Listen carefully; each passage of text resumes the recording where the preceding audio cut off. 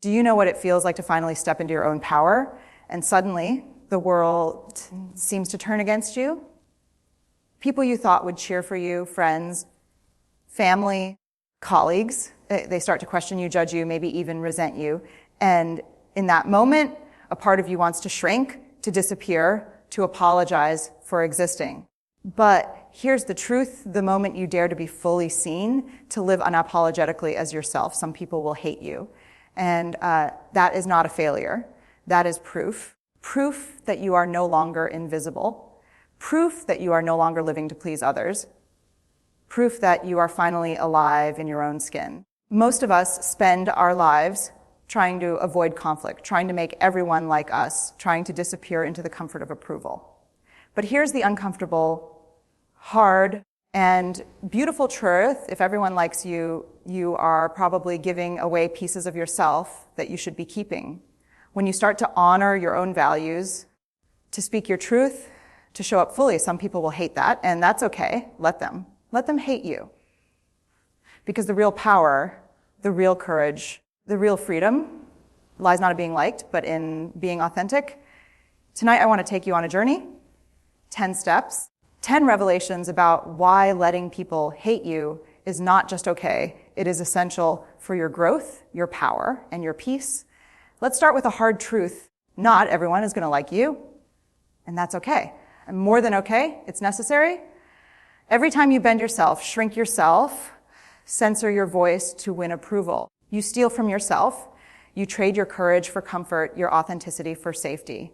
And here's the thing: living to be liked by everyone is a slow death. It drains your soul, it erodes your joy, and it leaves you exhausted because you are chasing an impossible standard.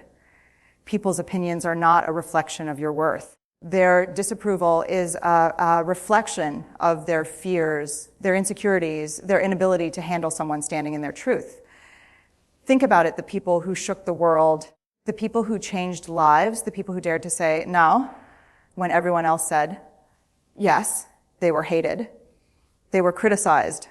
They were misunderstood. But every step they took in their authenticity was a step toward freedom, a step toward courage, a step toward owning their life on their terms. Letting people hate you doesn't mean you are mean, cruel, or unkind. It means you have finally drawn a line.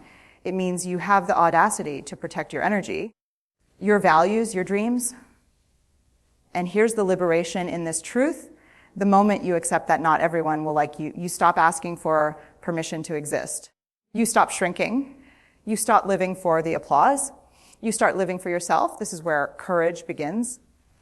This is where freedom begins. This is where your journey away from approval addiction starts. One of the biggest chains that keeps us trapped is the endless need for permission. Permission to speak, permission to dream, permission to live boldly, permission to exist exactly as we are. And here's the truth: nobody owes you approval. Nobody needs to understand you. Nobody has to cheer you on. That's not cruelty, it's reality. And the sooner you accept it, the sooner you start living untethered. Every time you pause to ask, will they like this? Will they approve of me? You are giving your power away. You are handing the keys to your life over to someone else, someone who might never be qualified to hold them.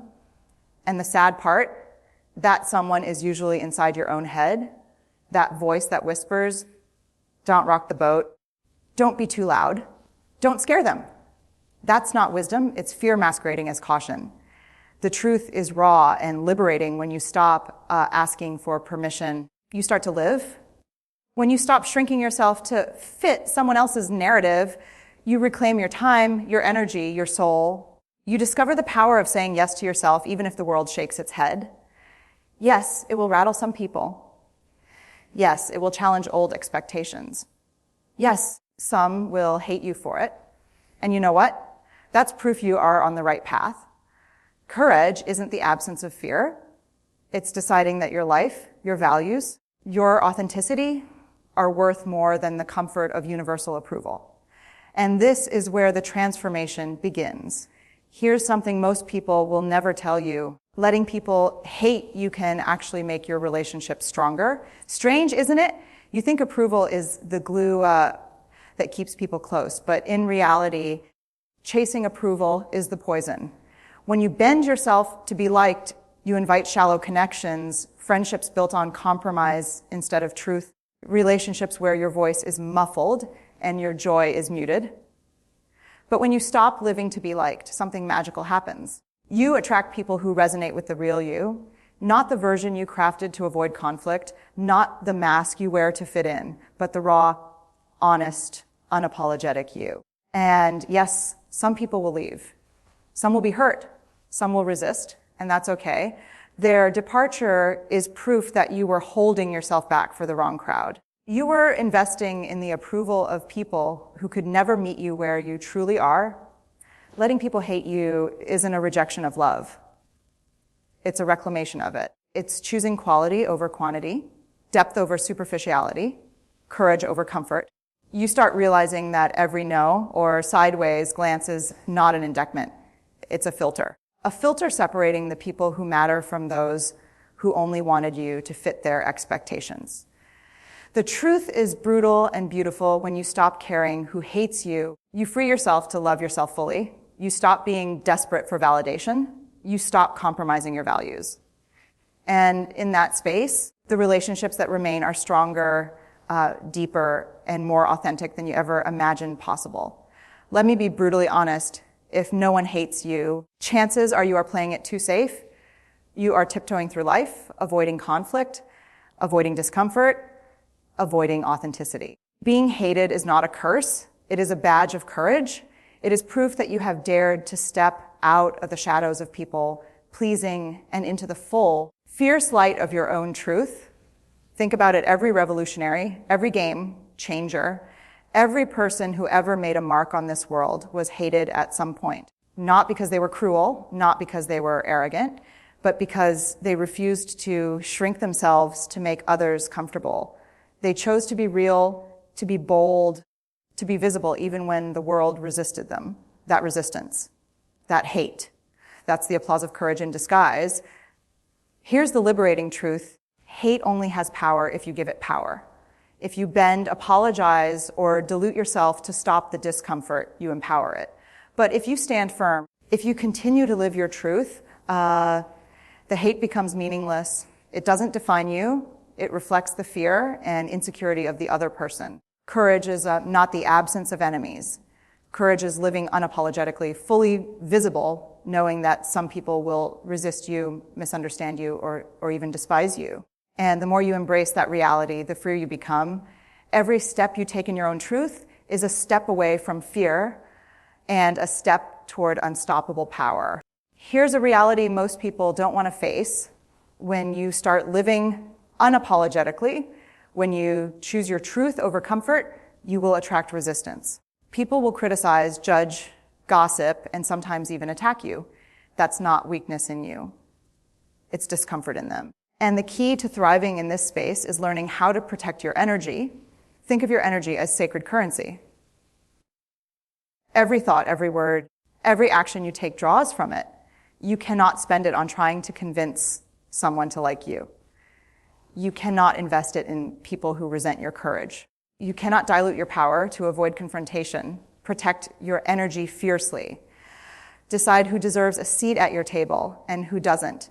Decide which voices you allow to echo in your mind and which ones you shut out.